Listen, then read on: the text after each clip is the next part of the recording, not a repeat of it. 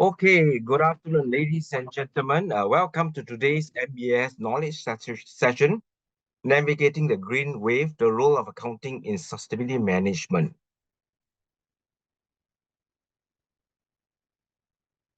This webinar will be recorded for our informational, educational, and marketing purposes. Recording will be shared by YouTube via our website. Today, we have close to 100 participants online and accountants in various capacities, seniorities, non-accountants, accountants to be. You're all our valued partners, employers, alumni, colleagues, and students. So one more time, welcome. And today's ever-changing landscape, sustainability is no longer a trend. It is a strategic imperative. Accountants armed with specialized skills in various exposure, various areas, is well positioned to occupy this space and shape the trajectory in business. My name is Kia Hong. I'm from NBS. Together with me today, I've got three very esteemed panelists. They are Uantchern, and as well as Xing. If you allow me to give them a quick introduction, Anne is the Chief Financial Officer of Chuan Holdings. And as you know, Chuan is a listed company involved in diversified portfolio properties in Singapore, Australia, and Philippines.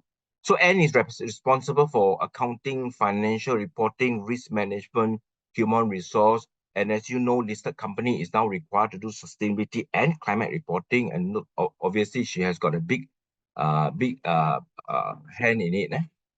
The other speaker, Uantchern. Uantchern is the CEO Asia Pacific of Sun Global, a major stakeholder communication consultancy specializing in corporate reporting, digital sustainability, and ESG reporting and communication.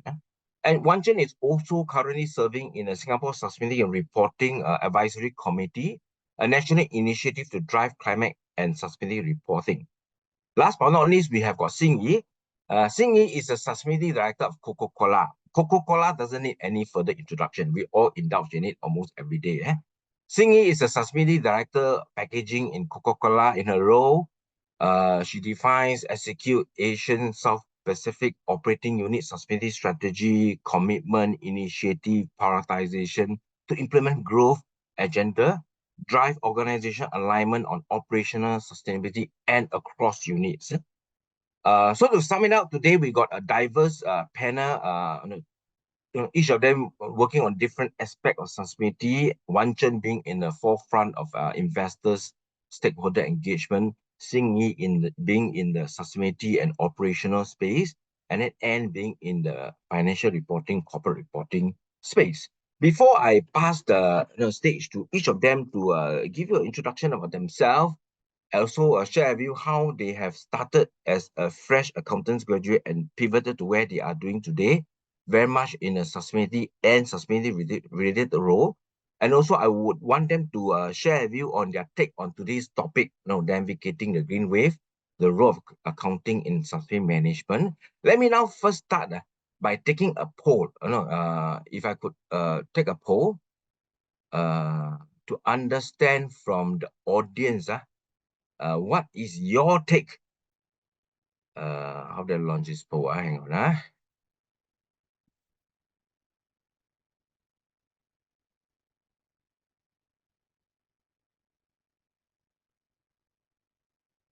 Okay, let me take your poll. Uh,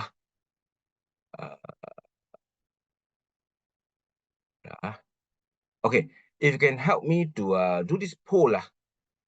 Can you see the poll? Yeah, on a scale of 1 to 10, what is your take about the role of accounting in sustainability? Please, your honest view about what you feel, so that we know where the audience are standing, and then the panelists would then be able to probably pitch their sharing accordingly. Okay, good. We got a good number coming in.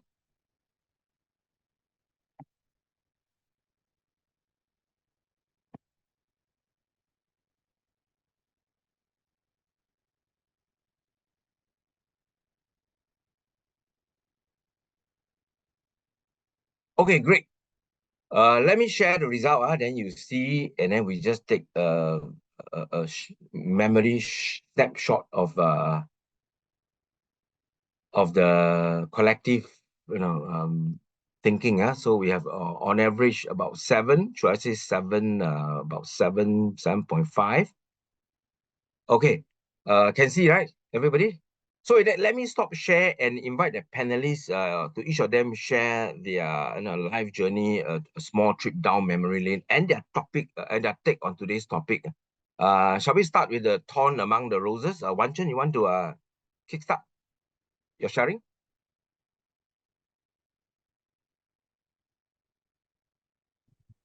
Thanks for the introduction, Keong, and definitely I'm glad to share. I guess there's two facets to this. One is what is the role of an accountant? Of course, we are seen as being able to do the counting, and I guess in the past it's really what to count the countable, if I can use that phrase, whether it's grammatically correct. And in the ESG world, sustainability world, and how we manage those things there, are these uncountable? So then is there, so we have a perception of a person who can count and something that's uncountable. So from these two facets, it seems to be not in sync. So the challenge about greenwashing is really that ability to sync these two together. And people will believe, once people believe that it can be done, then we will have no greenwashing.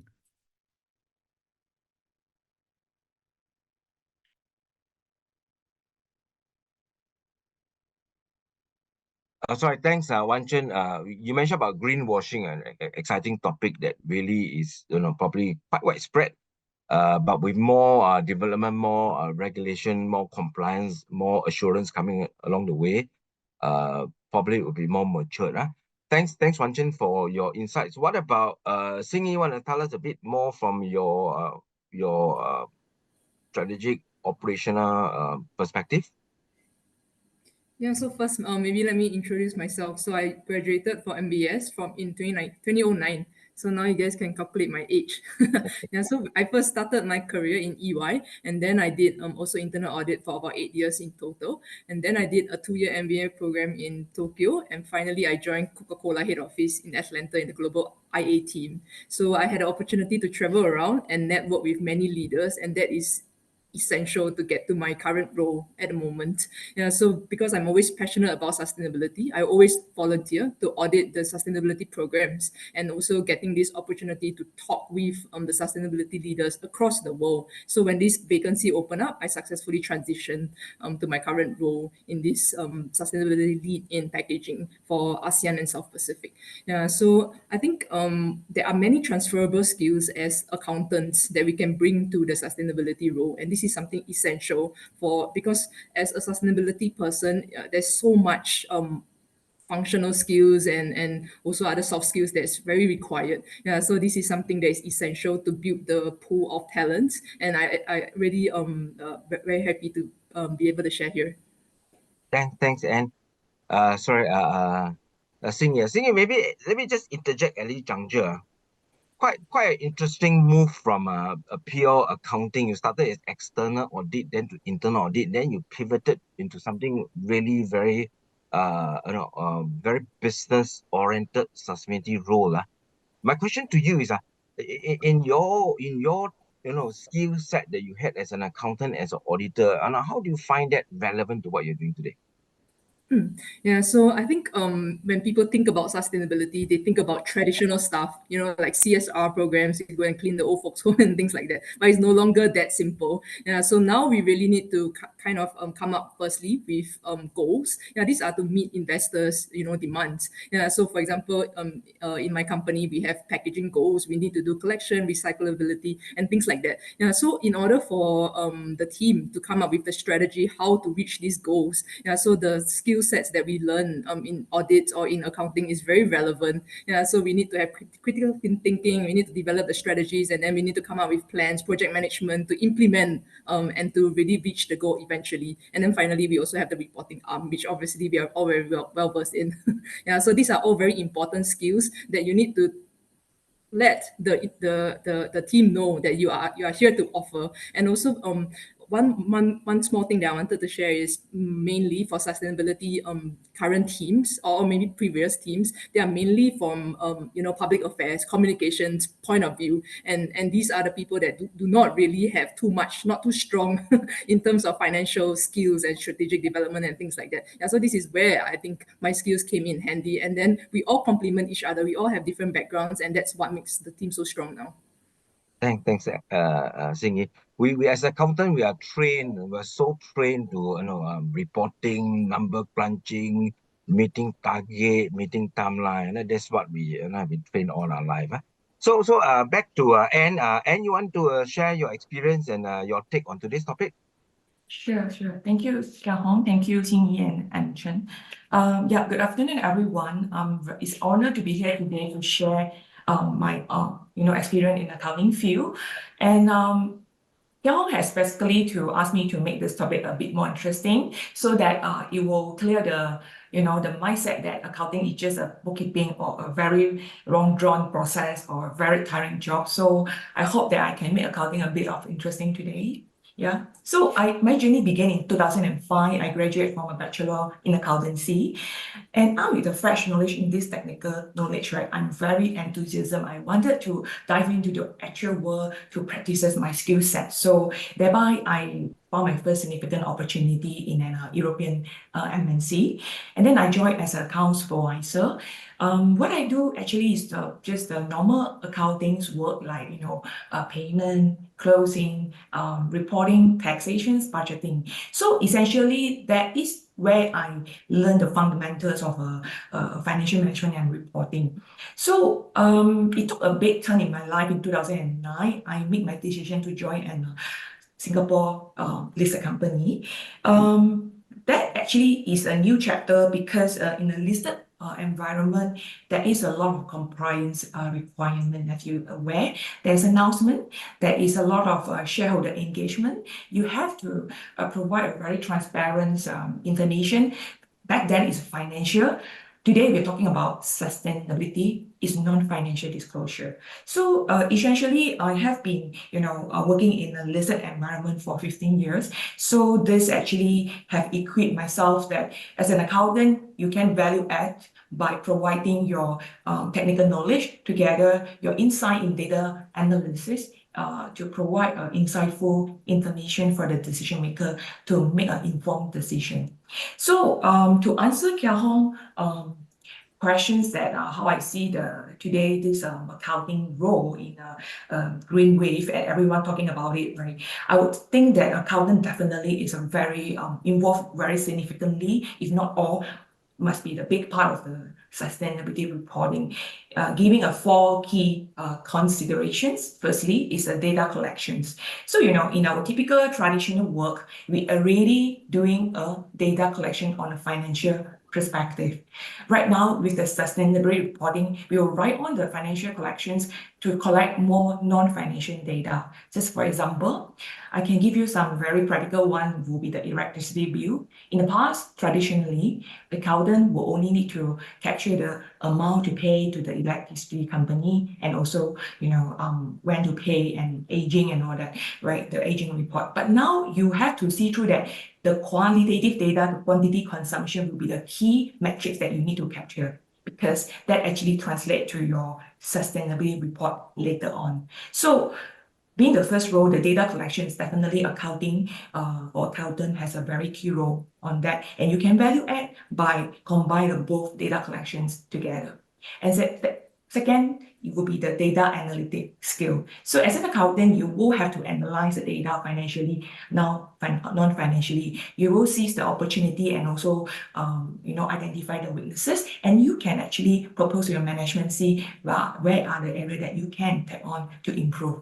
And reporting. So accountant cannot avoid by doing reporting, right? So after the data collections analysis, you have to report back to the various stakeholder, and your report has to be stand withheld to be scrutinized by all stakeholder, like for example, management, board of directors, your CEO, your CFO, your auditor, being internal auditor, external auditor, tax officer, as well as shareholder during the AGM. So I guess accountant is a very significant involved in our SR journey, and definitely I think it will be a new landscape for all the accountant. Yeah, that's all my sharing. Thank you. Okay, thanks, Anne, for the very detailed sharing of how your role has transformed over the years. Let me at this juncture maybe pause a while, invite questions from for the audience. If you have, please feel free to click the Q&A button and post your question. We may not be able to answer all of them, but we try to answer as many as possible and then probably bundle them into groups and address them by groups of topic. Already, thanks to the participant, we got a very group of very enthusiastic participants. We have received close to 100 questions. What we have done is we have again grouped it, and then while waiting for the questions to come in, I will pose some of these questions to the panelists. Okay? So, and share about the emerging role and the reporting and the data that that the accountant is now responsible from quantitative to more qualitative, which is indeed true. Really, a lot of time, people say that we are not adding value because we are reporting historical data, right? So now with sustainability reporting, we are really reporting more value, adding more forward-looking data. For example, energy consumption, right? So energy consumption is really about cost saving, is really about, so it is firstly sustainability, carbon reduction, at the same time, cost saving. Let me then maybe now, pose the question, to Uantchern. How then do we effectively communicate the value of all these metrics, sustainability initiative to the other stakeholders, meaning the investors, the consumer, the employee? How do we I mean, what are some ways that the organization or consultants like yourself help communicate the value?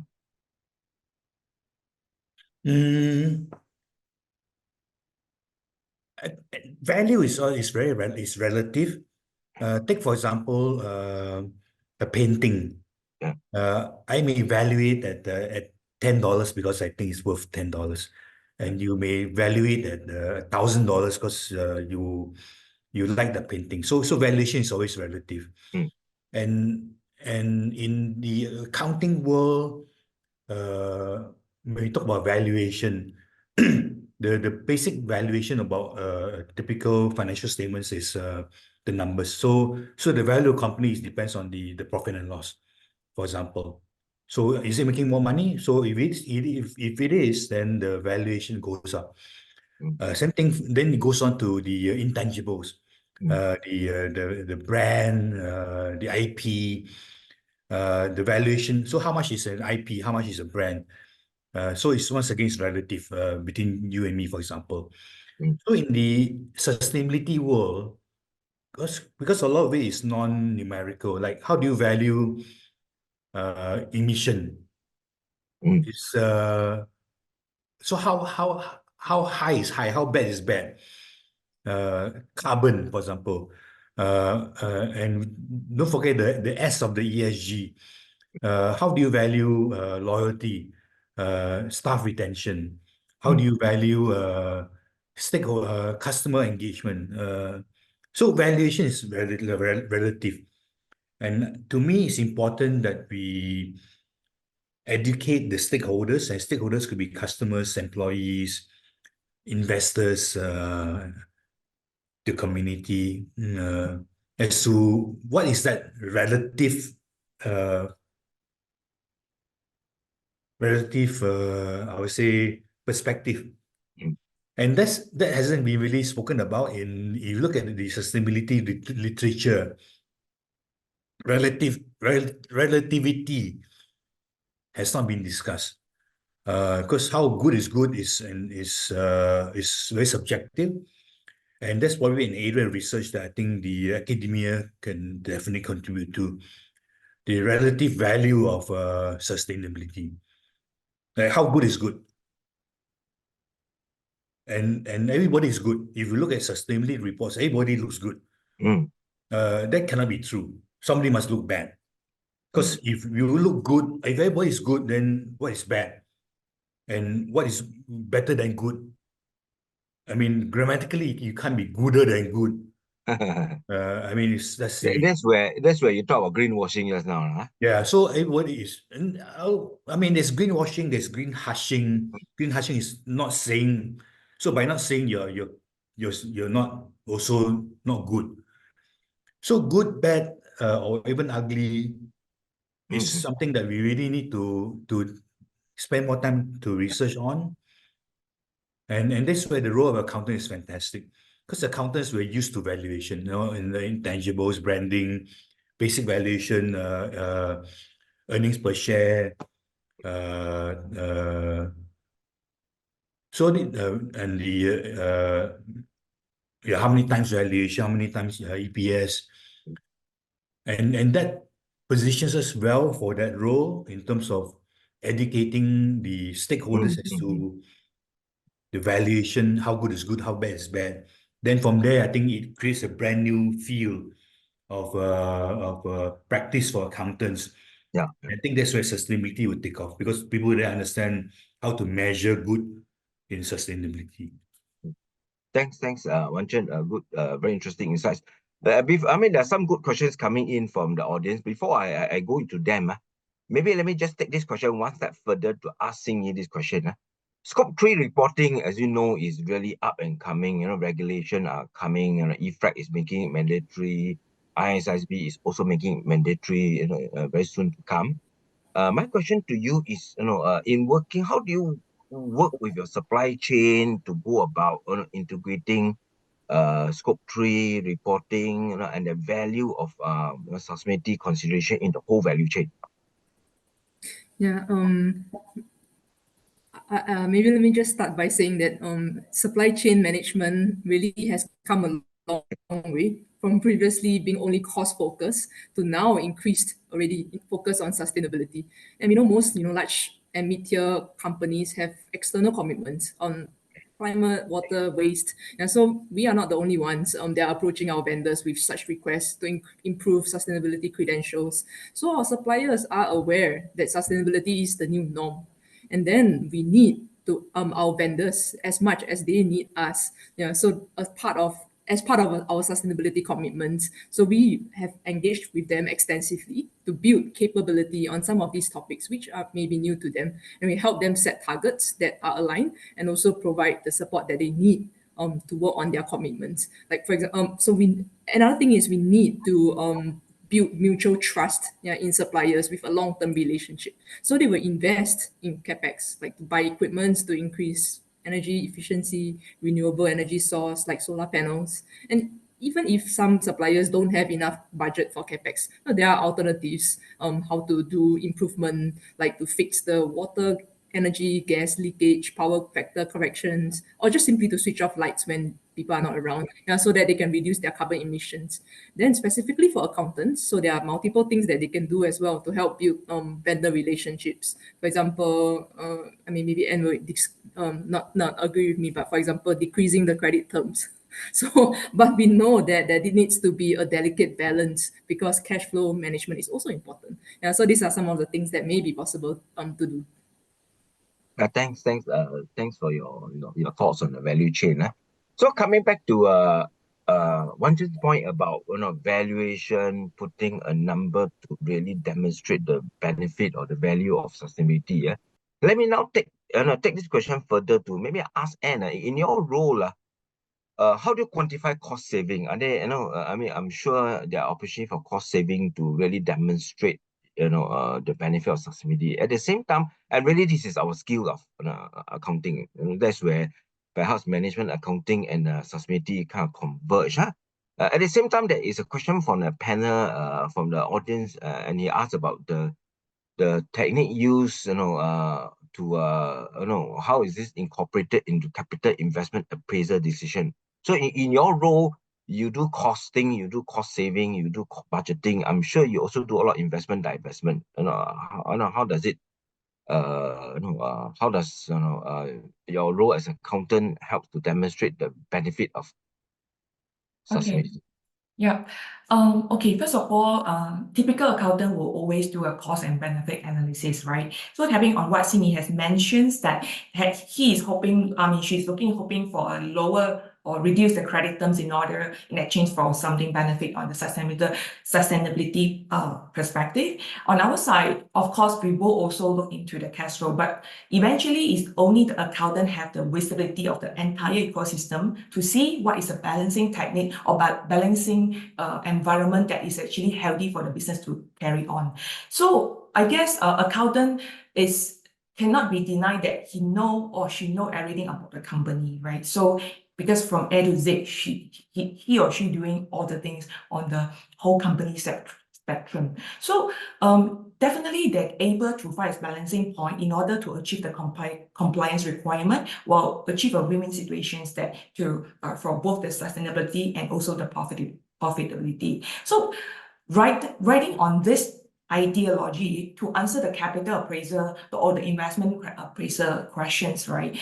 I mean, if you operate in Singapore or eventually going out Singapore or overseas, you are a level higher if you with sustainability reporting ability, meaning that you are ready, you are really a good market leader. So that actually add a lot of a mass of value to your organization or your investment because you know in and out about the sustainability and this compliance make you more well packaged, if you got what I mean, because you are already essential at the top of the pioneer run in this journey. So it definitely add value or synergy to the particular investment that this is a very mature company that already equipped with the necessary key management to comply with the environmental requirement. I hope I answered your questions. Yes, you had, but there's another question that is, I don't know if you saw that, is obviously meant for you. It says, would it be too mundane to stay in an accounting job for 15 over years? How do you manage that? This question obviously is for you.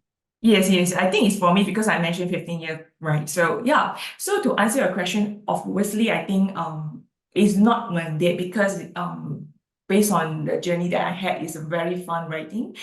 Why I say so? Because you have to see it from a different perspective. If you're doing the same job every day for the past 15 years, the answer is yes. But accountant never the same like before. The landscape has been keep evolving, and to now that we are now part, I mean, I cannot say 100%, but by and large, like 50 to 75%, everyone aware this sustainability reporting requirement. And beyond that, you can see the accountant can add value to the decision maker. Like you will have a lot of insightful information when you perform the data analysis. Like you know what is the issue with this department, what is the root causes, and you are very enthusiastic to go and to gang together, team up with them to identify the proper solutions that actually will help to lift up the bottom line. So you get the exposure to work in the organization with all the department head in order to mitigate the risk or to resolve the issue by implementing something. And beyond that, you also get yourself abreast with a lot of new requirement compliance update from time to time. So you are not just confined into doing a 9 to 8 job, or 9 to 6 job, right? But you are always required to update yourself with the latest development on the financial reporting and also standard so that you are not fall into any territory that you are going to receive a penalty letter. So it is something that I can say it keep on evolving and keep on updating and it's developed to a very robust role, I can say. Yeah, thanks. And really, if you look at accounting as bookkeeping, then really you probably can't do it for 15 years, unless you are really probably a very boring person.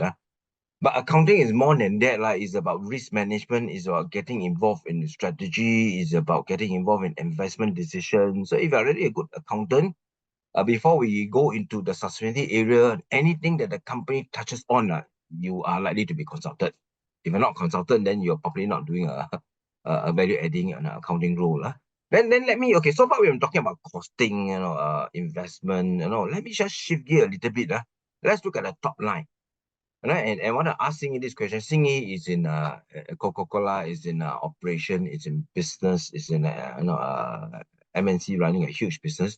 My question to you is, how do you leverage on sustainability initiative, or how does organization leverage on sustainability initiative to create new revenue stream? Okay. Yeah, so one of the lowest hanging fruit is, for example, installing solar panels. And so in the long run, the revenue created will offset the initial capex cost. And so other examples including lightweighting of the packaging. So which means to make the existing bottle lighter, for example. Yeah, so this will also help us save on packaging cost. So one final example I'll give is, for example, to set up the collection centers to collect back the packaging, which for us includes PET bottles, PET plastic bottles, and aluminum cans. So we pay the people who bring these packaging back. So be it through the informal sector that is very prevalent through Southeast Asia markets, or formal sectors like Singapore, through waste management companies. Then we sell the collected bottles to the recyclers, which will in turn create revenue for us. So another example is setting up collection programs together with our customers like 7-Eleven or Grab. Yeah, so we put collection bins, for example, at the 7-Eleven stores so that the consumers like you guys can bring back the empty bottles and cans. And such activities will help motivate the consumers to be more eco-friendly and also improve brand reputation for both Coke and also our customers like 7-Eleven and Grab. Yeah, so this in turn enhances the products or services that we offer to our customers. Interesting. It's cost saving plus community education involvement, plus building a new revenue stream. So it's a win-win-win, triple win. What about Uantchern?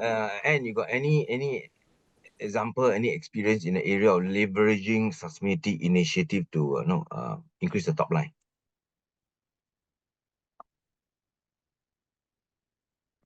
That's definitely the holy grail. Mm. How do you make money from sustainability? Mm. And I think that's one big question. That linkage is at best tenuous at this point in time. I mean, it's definitely not mainstream enough, the sustainability. I mean, it's still seen. It's too singled out. Mm. Yeah, it need to be more integrated into the way that we do things. Mm. It must be an extension to what you're doing. I mean, then and align to your.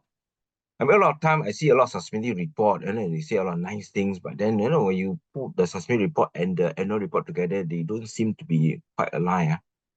So nothing works having the sustainability strategy aligned to the corporate strategy, then the enterprise will fly. And you got anything to add on that? Yeah, to answer your questions, like how this win-win-win situation can happen, I guess most probably you have to think from that the revenue stream that can attract your potential client, that also being part of the player in the sustainability role, such that, like, for example, I can mention for the property, like during the AEI asset initiative enhancements or enhancement initiative, you can actually opt for a full green building like the one that NTU had right now, that actually all is gone. I mean, the electricity is actually all by a solar panel. So if you have this kind of idea that surrounding with your property and be part of the green, environment, so that you can attract the target tenants that to actually, lease your building or be part of your tenants. So then it can, also help them to comply as a, a player or role in the compliance environment. And you can see our, the take-up rate also quite high when, you have a mall or have a building to rent out. So I guess, yeah, when you packaging a product like what Coca-Cola did, you have to also, include this thinking, these thoughts in your product packaging and your product elements, so that when they buy your product, or they definitely be part of them, So I guess that can help to boost up the revenue. Thanks, Anne, for sharing that bit. Then there's a question from the audience. Please keep the question coming, and somewhat it stopped after 3. It's probably I hope you are too engrossed listening to the panelists. The question is on technology. Now with technology, with analytics, with AI, the question is, what is the role of accountant in sustainability? With this evolving, technology advancement in the area of AI, blockchain, how can we leverage on this technology to do our role, better, be it in financial forecasting, be it in building a case for sustainability, be it in sustainability reporting. Uantchern, you are in IT space. You want to share on that? How is technology evolving in this area? Technology is definitely important from a data gathering point of view. The way I see it, that we don't have enough data. Financial data is probably easier than numbers. This is historically we have been gathering data for a long time, and ERP systems, for example. So we need more the newer technology to gather data, and not just data that are numerical like emissions and whatnot, but the non-numerical data. Like for example, I mentioned loyalty, purpose. How do you count purpose? How do you add up loyalty? How do you add up engagement? So companies like Workiva, for example, Workiva is a technology company, and they have some interesting solutions out there for data gathering for sustainability. So I think companies should look out for some of these new technologies. They're definitely important for data gathering. So, and with data, you can do AI. And with AI, you can do more interesting stuff. Thanks. Singy, anything to add? In your work, do you leverage on AI technology a lot? Looks like she's frozen. Are you there, Singy? She's frozen. Yeah, looks like she's frozen. Okay, no worries. Great discussion. We have got good sense of where the accountant can play in the area of sustainability management from the panelists. In number, in reporting, in data gathering, in analytics, in valuation, in investment. So my question then to the panelists is the role of sustainability and sustainability management confined to the accounting profession? Who else you think is also vying for this piece of the cake in the organization?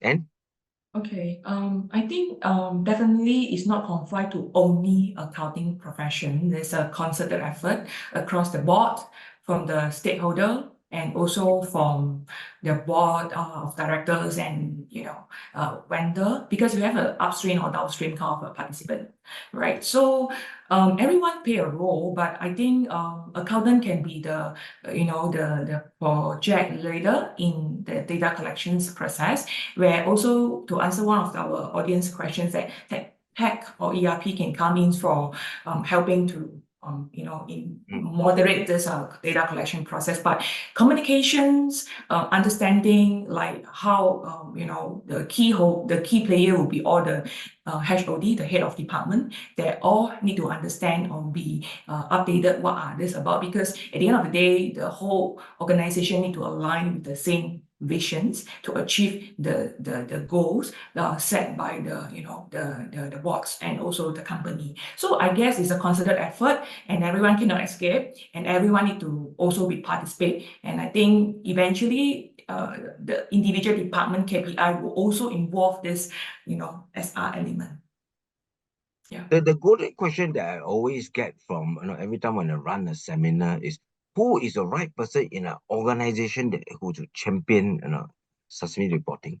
Of course, bigger organization we have a CSO, and a CSO is the one who champion sustainability. In the absence of a CSO, who should be the one championing sustainability?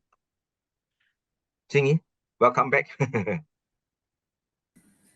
Yeah, I think we although we do have a CFO, however, it's kind of the reporting responsibilities in my company is kind of being shared, yeah, by the operational people like myself actually. Yeah, and also I do strategy and operational. Yeah, so we unfortunately, we don't really involve too much of our finance, which I think may be a gap.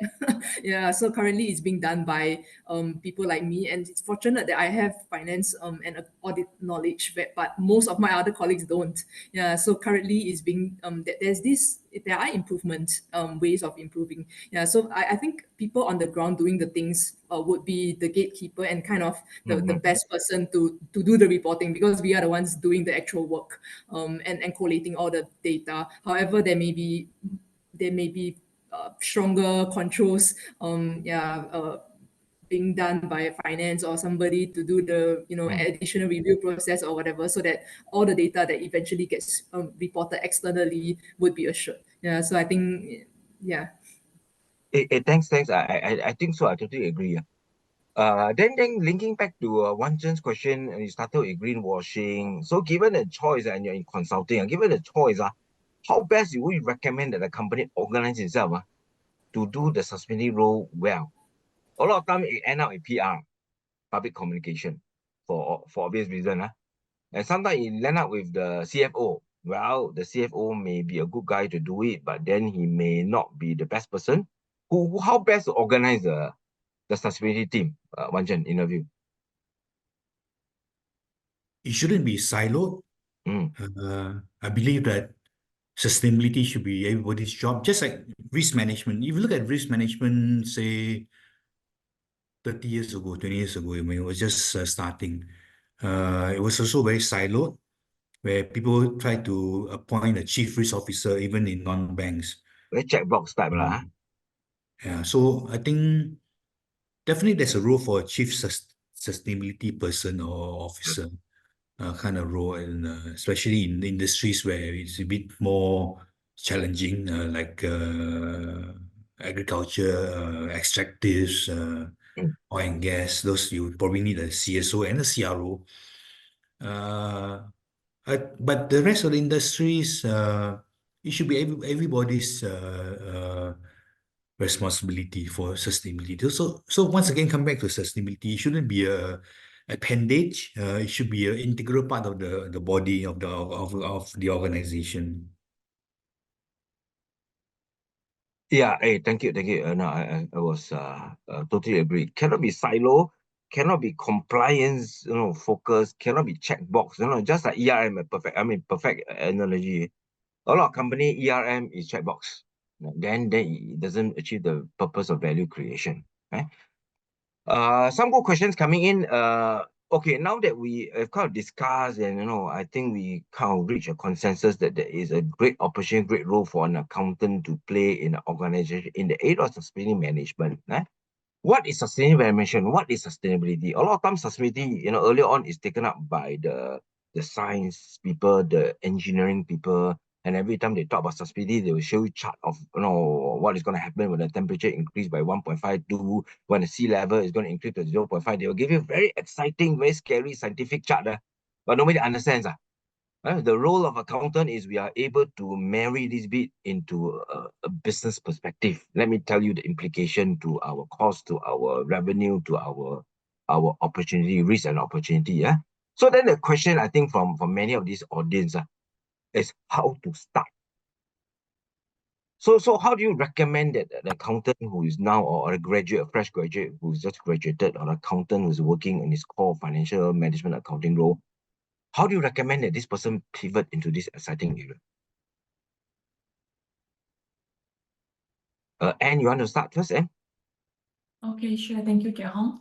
I guess for those who just graduate, obviously they need to understand the requirement. I mean, it is very boring for the start, but then eventually this is essential. But you will get into the interesting part after you get to know all the requirement, because I guess the biggest challenge is to actually convince the stakeholder in the journey of participate in this journey, right? So a lot of people think that this SR, like what you have mentioned, is a very compliance kind of like checkbox things, right? So how to make it like more layman terms that you can actually sell this idea to your boss. So you yourself got to really understand everything in and out in the SR. So get yourself updated with the courses, understanding what is going on and how is the development. I mean, we are very lucky in Singapore environment because our government, our stakeholder, like school and even NTU right now, they provide all this kind of opportunity for us to tap on the resources that are readily available anywhere, anytime at your preference. So I guess this is a very big opportunity that we can grasp and learn together. And then you have to grasp the idea and then use your understanding to turn it to a non-technical way so that it can be easily grasped by the typical business owner. So in that way, you can actually really grab the fruits and also value added to the organization or to your own, to all the postgrad own personal progress strengths and in their career perspective. So yeah, I think upgrade yourself, get yourself,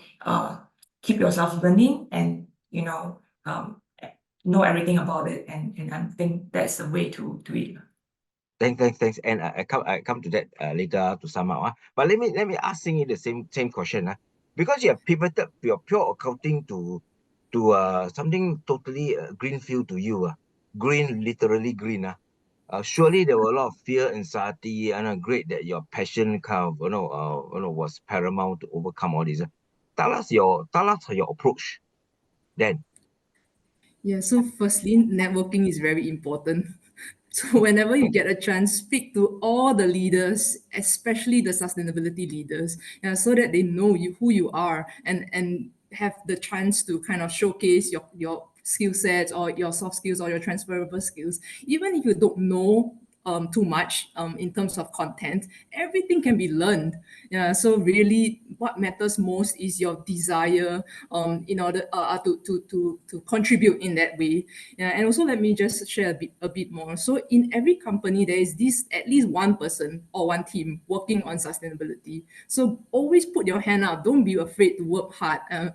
Just go speak with them, ask them, hey, can I shadow you? Can I shadow you for this project? Can I participate? Can you include me? Yeah, so you cannot report what you don't know. Yeah, so firstly, you need to put in the time and the effort to understand what's going on and to even go an extra mile in whatever role you are in. Yeah, to participate in those projects. I am definitely in need of having an extra pair of hands. So whoever who comes to me, I will be very glad, to let him follow me and to learn. Yeah, so I think that's one important thing. And also as an auditor or accountant, there's always sustainability processes that are ongoing. You can put your hand up, I want to audit this, or I want to participate in this reporting. And now more and more, there's so much mandatory regulations. I'm not talking about Singapore, I'm talking about the rest of the world. Yeah, so if you are global MNC, there's this SEC, there's this, so many European Commission, so much mandatory reporting. We always have a lack of people, doing the data collection, all these things. It may be a little boring, but just start with the boring things that can help you learn so much. Yeah, so I think that's all I want to share. Thank you. Thanks, Singy. Yeah, absolutely right. And started with lifelong learning. Go and pick a skill, go and learn it. Then you go on to talk about networking. Absolutely. And the thing is, in every project that the company engages in, they need a finance guy, they need an accountant to go and add value. So therefore, there is definitely a role for us to play in any project and put our hands up in sustainability related project. Thanks. Uantchern, you want to your take on this? How to start the process? In a way, all of us are involved in sustainability. So there is no line that you cross as such. When you say you cross this line, you are in sustainability. It's all about, once again, I brought up at the start, it's about relative value. The moment you are able to talk about the relative value of things, then you are in the realm of sustainability. So value of a 10-cent coin is 10 cents. How much that 10 cents can buy is eroded by inflation. So that's once again, it's a value of the 10 cents. And so that is the basic common denominator of valuation. And sustainability is all about valuation, long-term valuation. And I think we get caught up with too much acronyms and the technical stuff like scope 1, scope 2, scope 3. I mean, from a practitioner point of view, it's interesting. I mean, it's useful, it's important. But we need to distill that into once again valuation. But I guess the more interesting things specifically will be things like carbon trading, the carbon market. That will fall well into the role for accountants, accounting related stuff. Of course, there are a lot of arguments about the morality of carbon credits and offsets. And with that aside, I think the contribution to the capital market is something interesting. It's worth $2 billion at this point in time, and I think it will grow. There's an interesting article by Michael Bloomberg in the Business Times today. I would encourage you to read that. It's on carbon offsets and carbon trading and how we can make it more transparent and less greenwashing. So I think the whole realm of sustainability, there's a lot of exciting things, and we're already in it. Like once again, carbon trading is trading. So whether it's stocks or bonds, is the basic skills are there. So I wouldn't be too worried about going from here to there. It's already there. You're already there already.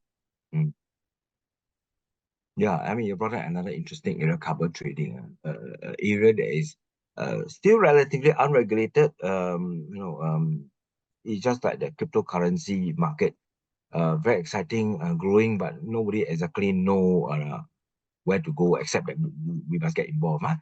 So I'm mindful of time. We have about 5 minutes left. Maybe one or two questions to wrap up. I just want to take Rohit's question. Rohit's question is about regulation, right? And then very linking it back to what Uantchern just mentioned about definition, about value, about greenwashing. Yeah? So what is your take about the regulation? Now IFRS is going into sustainability reporting with its issue of S1, S2, which probably very much in line with what Uantchern was saying, alluding. Now the whole financial report, the whole sustainability reporting, with now S1, S2 coming out on board, is going to be investor focused, right? So when it's investor focused, then the role of accounting really is enhanced. Who else, is better to report, the financial implication of sustainability risk and opportunity on the asset, on the revenue, on the liability, on the borrowing, for the investors' perspective.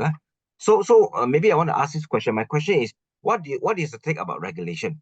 Shaping sustainability practices and reporting.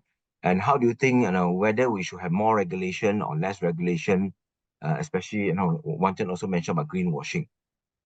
Anyone want to comment about regulation, and how do you think regulation is playing in this space? Although you're not regulator, but I mean, just as a user, as a preparer. And you're on the side that you are, doing corporate reporting, you have to comply with a lot of SGX requirement. What is your take? I think the regulator is enough for now. I think everyone will agree with me that it is enough for the start beginner, to get into this journey. But I think also is to get everyone to understand that how the standard being set and what are the correct benchmarking kind of things that because the data can be very subjective, and every company across different industry or even within the organization is very different. And so a guideline, a parameter, a clear implementation journey should be very helpful for all the beginner, I guess. So instead of regulations, I think more so is on a assistant kind of like helps to help the all the businesses, right, to navigate this and to be right onto the journey together rather than regulations. Yeah. Okay, good. Maybe let me tweak the question a little bit because we got we got 2 more minutes. Maybe let me just take this question and repackage it into a final takeaway question. If I may ask the panelists, maybe starting with Singy, if you don't mind. What is your final takeaway? Whether you cover regulation or is really up to you. A final takeaway from today's session. And how do you want to perhaps recommend to the user who are trying to get into this space? Yeah. Singy? Yeah. So I mean, the sustainability reporting standards are evolving. Yeah, and there are now already globally accepted standards for sustainability reporting, such as IAASB. So rather than previously being a voluntary nice to have disclosure in the past, so many regulatory organizations like the SEC, ASIC, Yeah. CSR already made it ESG reporting mandatory, and the risk of misstatement are equivalent to financial reporting in those markets. So, I mean, it's going to come to Singapore, whether we like it or not. So I believe that as accountants, we need to build our capability and knowledge on ESG metrics, the reporting standards, so that there is accuracy in what we report. And as I mentioned earlier, one cannot report something that we don't understand. Yes. So, and furthermore, I mean, sustainability returns are really a long-term game. So it requires new thinking. Yeah, for instance, how to link to profits, cost, income, to make projects viable, to encourage use of new technologies. So I know it's hard for accountants or CFOs or CEOs to evolve their thinking. That sustainability. That they don't want to really spend money on sustainability is always seen as a cost center. Yeah, but we need to evolve. Yeah, I think to think that it's no longer just a nice to have, but a license to operate. So we need, but while there's so many sustainability aspects that each company can work on, it really needs a cross-functional team, including accountants, to really do the assessment of the environment, to identify the risks and critical problems, to develop strategies, and finally, to come up with the cost-effective solutions so that we can ensure that sustainability remains sustainable in the long run. Thanks, Singy. Very nicely put across, in your final takeaway. Uantchern, anything to take away for the audience? Good. How to make good?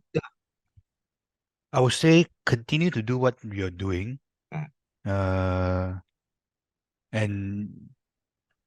it will evolve. Right? I mean, we will